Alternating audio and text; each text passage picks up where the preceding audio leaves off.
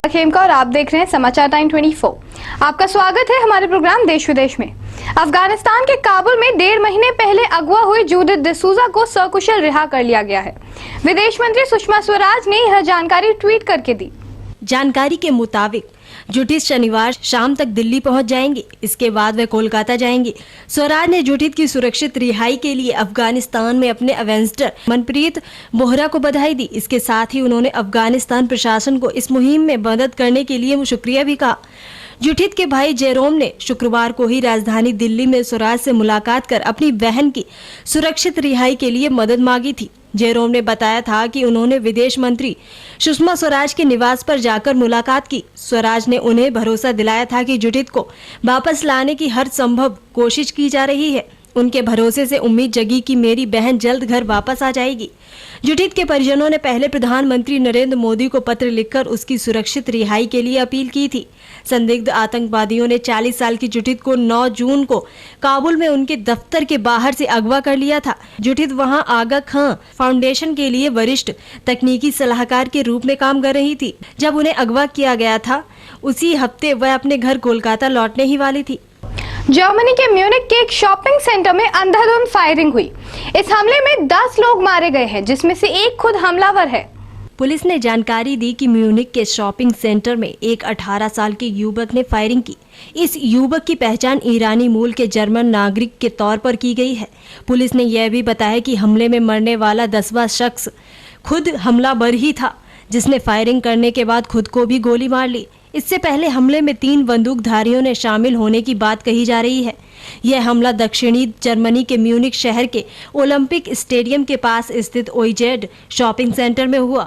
Firing के बाद mall में अफरा तफरी मच गई। मौके पर पहुंची पुलिस ने शॉपिंग सेंटर को चारों तरफ से घेर लिया है। लोगों को सार्वजनिक स्थानों से दूर रहने को कहा गया है। पीएम नरेंद्र मोदी ने इस हमले पर हैरानी जताते हुए पीड़ितों के परिजनों को अपनी संवेदना प्रकट की है। शॉपिंग मॉल को पूरी तरह खाली करा लिया गया है। पुलिस का ऑपरेशन काफी देर तक चला। एहतियातन म्यूनिक में मेट्रो और बस सेवा को बंद करा दिया गया है। पुलिस को हालांकि अभी तक यह पता नहीं लग सका है कि हमलावर कौन थे और उनका मकसद क्या था, लेकिन म्यूनिक पुलिस ने कहा है कि हमले के पीछे आतंकी हाथ होने से इनकार नहीं किया जा सकता। म्यूनिक पुलिस ने ट्वीट किया, सावधान, ओइजेड के पास के इलाके में जाने से बचें, अपने घर में ही रहें, सड़क से हट जाएं। जर्मनी में अब तक पड़ोसी देश फ्रांस की तरह कोई बड़ा जिहादी हमला नहीं हुआ है। भारतीय राजदूत ने ट्वीट कर कहा कि अभी तक किसी भारतीय के घायल होने की खबर नहीं है। हालांकि उन्होंने सभी भारतीयों से म्यूनिक से बाहर रहने को कहा। पटना के राजेंद्र नगर के पास साउथ बिहार एक्सप्रेस से एक युवक की कटकर मौत हो गई। इसके बाद असामाजिक तत्वों ने जमकर बवाल मचाया और ट्रेन में आग लगा दी। जानकारी के मुताबिक राजेंद्र नगर टर्मिनल से ट्रेन के खुलते ही गुलजार बाग स्टेशन के पहले एक सवारी उसकी चपेट में आ गया। इसके बाद भीड़ ने ट्रेन को रोककर उसमें आग लगा दी। घटना की सूचना पाकर मौके पर पहुंची जीआरपी और पुलिस ने फायर ब्रिगेड की मदद से आग पर काबू पाया। मृतक युवक का नाम शशि कुमार बताया जा रहा है। इस दौरान नाराज भीड़ ने ट्रेन पर जबरदस्त पथराव भी किया। पथराव में ट्रेन के शीशे फूट गए और कई सवारियों को भी चोटें आईं। घटना के कारण ट्रेन काफी देर तक रुकी रही। पटना जीआरपी थाना अध्यक्ष ने कहा, स्थिति अब काबू में है। साउथ बिहार एक्सप्रेस को फिर से अपने गंतव्य स्थान के लिए खुलवाया जा रहा है। उन्होंने कहा कि असामाजिक तत्वों की पहचान की जा रही है, उन सबों पर कानूनी कार्रवाई की जाएगी। भारत ने सर विवियन रिचर्ड स्टेडियम पर 8 विकेट में 566 रन बनाकर वेस्टइंडीज के लिए पहली पारी घोषित की है।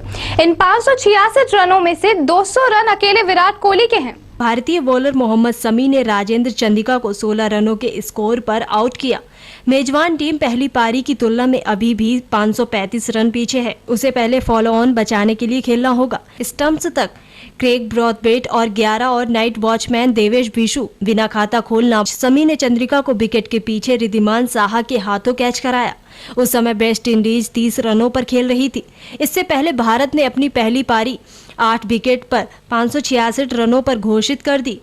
ये वेस्ट इंडीज के खिलाफ उसी के घर में भारत का दूसरा सबसे बड़ा स्कोर है। इससे पहले 2006 में ग्रॉस आइलेट में भारत ने 8 विकेट पर 588 रनों पर पारी घोषित की थी। भारत के लिए कप्तान विराट कोहली ने जहां अपने करियर का पहला दोहरा शतक लगाया और कई कीर्तिमान स्थापित किए, वहीं दुनिया के बेहतरीन ऑलराउंडर खिलाड़ियों में शामिल रविंद्रचंद्रन अश्विन ने 113 रनों की पारी खेली। यह उनके करियर का तीसरा शतक है। इसके अलावा अमित मिश्रा ने 53, साहा ने 40 और समी ने नावा 17 रन जुटाए। वेस्ट इंडीज की ओर से ब्रॉथवेट विशु ने 3-3 सफलता पाई, जबकि शेनॉन ग्रेवियल ने 2 विकेट लिए।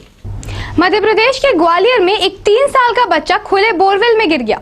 इस बोरवेल की गहराई 200 फीट बताई जा रही है। डबरा के खेरी गांव में शाम करीब 4 बजे 3 साल का अभय पचौरी खेलते खेलते अचानक करीब 200 फीट गहरे बोरवेल में गिर गया। उसकी लोकेशन पता करने के लिए बोरवेल में कैमरा उतारा गया तो पता चला कि वह 25 से 30 फीट के बीच फंसा हुआ है। बच्चे को बचाने के लिए बीएसएफ के जवान रेस्क्यू ऑपरेशन में लगे हुए हैं।